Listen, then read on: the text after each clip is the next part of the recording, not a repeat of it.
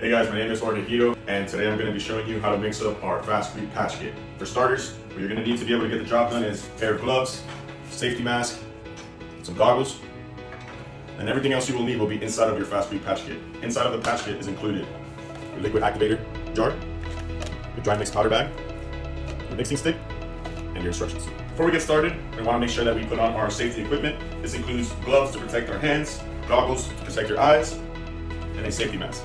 What we're going to want to do first is locate our repair and prepare it to make it suitable for our material to go in there. Two things that are going to be very helpful in this case is a wire brush and any source of air. I decided to use here one of those basic keyboard dusters. So you can see here, I'm going to go ahead and hit it with some air, get all that dust nice and out of there, and give it a couple nice little brushes in the hole. All that dust needs to come out, all the gunk needs to come out. Make sure there are no oils and no residues left in there.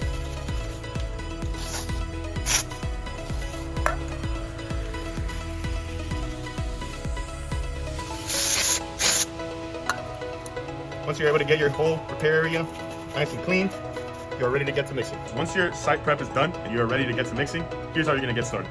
Inside of your patch kit, you're gonna have your instructions, which I always recommend everybody give a read through. Our mixing stick, our activator jar, and our dry mix bag. First things first, we're gonna take our activator jar and we're gonna empty all the contents into our mixing tub. Just make sure all the liquid comes out of the jar and goes into that mixing tub. Once you have all the contents of the jar inside of the tub, you get ready to add your dry mix. Remember, always add your liquid first, followed by the dry mix. Add in our dry mix into the tub, and we're gonna get to mixing.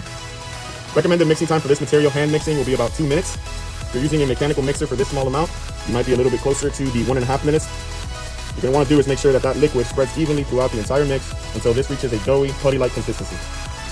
Once you have finished your mixing, your material will reach a putty-like consistency like this, and you're ready to head back to your repair. Now we're ready to complete the repair. What we're gonna do is we're gonna grab a very small amount, and we're gonna force it into the hole, making sure that it gets into all those nooks and crannies inside of the repair, sort of like this.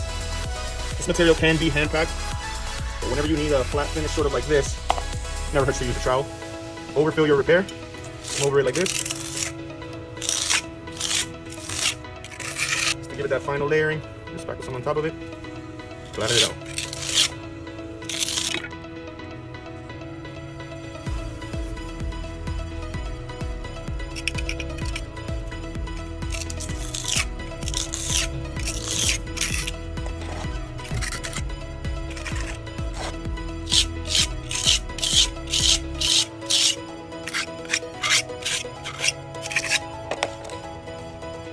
To fill up your hole with a wet rag, you can come around and clean up any of those spots where your mix might have spilled or stained.